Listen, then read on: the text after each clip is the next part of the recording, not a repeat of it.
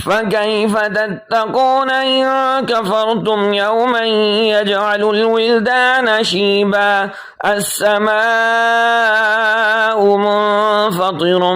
به كان وعده مفعولا إن هذه تذكرة فمن